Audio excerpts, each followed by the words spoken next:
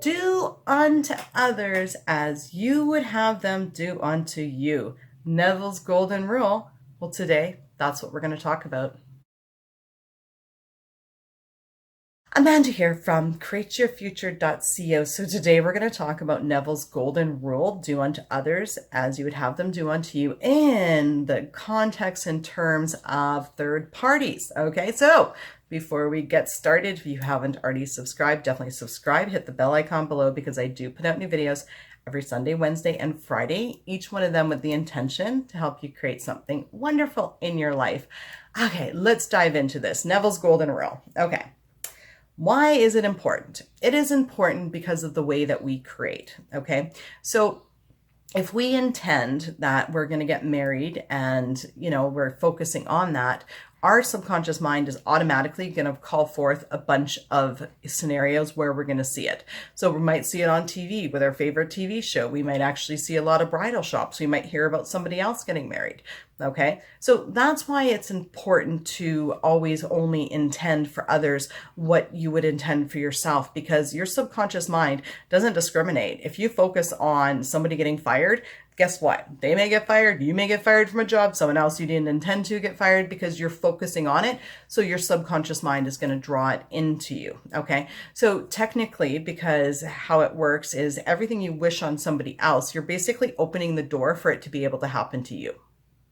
Okay, so don't wish on anybody what you wouldn't want done to you. Okay, now how does this work in the terms of third parties? Well, when it comes to third parties, the first thing is it's a question of personal morals and values. Okay, so let's say that Jerry and his teddy bear girlfriend, okay, are in a relationship and they're both very, very happy. Okay, now I may feel bad actually breaking up that relationship and intending that he's with me, because I'm viewing them as happy, and now I'm thinking that they're doing, like, I'm doing something that's going to damage them. Okay, so if I'm going to look at it that way, then I'm going to have a very hard time actually doing that and creating him to get out of that situation. Now, let's say, for instance, Jerry is with this teddy bear, and yet he wants to be with me and tells me how unhappy he is with the other teddy bear and how he just can't get the chance to leave yet. Now, if that was the scenario, well, then now I no longer have a moral issue on saying, well, I intend for Jerry and the other teddy bear to break up and for her to go find someone that's better for her and Jerry to be with me. I have no problem creating that, because now I'm actually doing something that's going to make both of them happy. So it really comes down to a moral issue like that. But I mean, personally, and this is just my personal opinion, is I don't think that there's anything wrong with intending that somebody wants to be with you. Okay. I don't think that's, wishing ill will. Now, if you were to say, well, look at, what, I wish that the girl that Jerry's with is like, and you wish all these bad things on them and how like they're no good, and that is a no-no. I wouldn't go that route, but you don't need to go that route. You don't need to put them down to elevate you. What you really want to do is elevate yourself. Okay. So basically you would say, well, look at, Jerry wants to be with me, and he'll stop at nothing to be with me because I am the best person for him, and he wants to be with me, and he's going to be happy. And then, Jerry's, ex is going to find someone that's that they're even happier with, and they're going to live happily ever after. Now that is actually, in my mind, is creating a good scenario, because really technically, right, you can say, look at, I intend, to be in a relationship with Jerry, and, the universe will actually, which is you, your subconscious mind, will send that thought back in time and actually make all of the, events happen in that person's life to make them available for you. Okay. I mean, just think of it this way. Everybody probably that you've dated, or at least a majority of them, have an ex. Okay. So it's not like nobody ever has an ex-boyfriend or an ex-girlfriend, right? Like everybody does at some point in their life, or, well, the majority of people anyway, maybe some don't. But do you know what I'm saying, right? Is when you want to manifest a third party and follow the golden rule, okay, what you want to do is create that it works out for the best of everybody, that you're the perfect match for Jerry, and that you're the amazing, and that you deserve to be with Jerry, and that Jerry wants to be with you.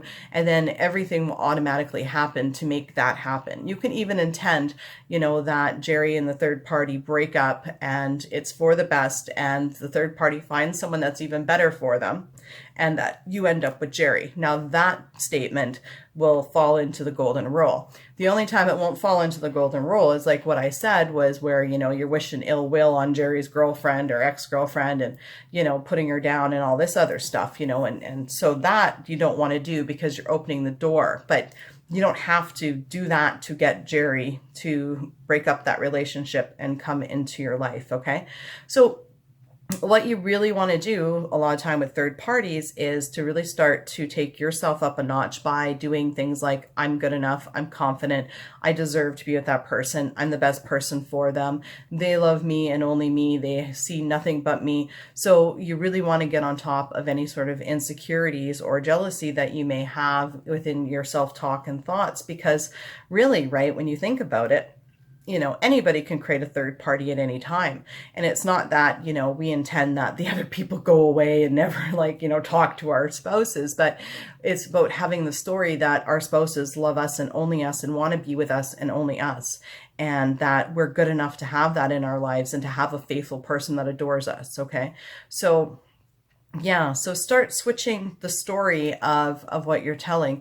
But again, you know, when it comes to manifesting somebody that's in a situation with a third party, is you have to get to a place in your mind where you're okay with it. If you feel like you're doing something morally wrong, then that needs to be dealt with, because that will be a block. And, you know, if you can't come to a place in your mind where you can wrap your head around it saying, well, no, there's nothing wrong with this, which I personally don't think that there is, right? Then, you know, then you'll be fine to be able to manifest them back, right? Anyways, that's my video for today. Thank you for liking, commenting, sharing, and subscribing. You're all amazing, and we'll see you in the next video. Bye-bye.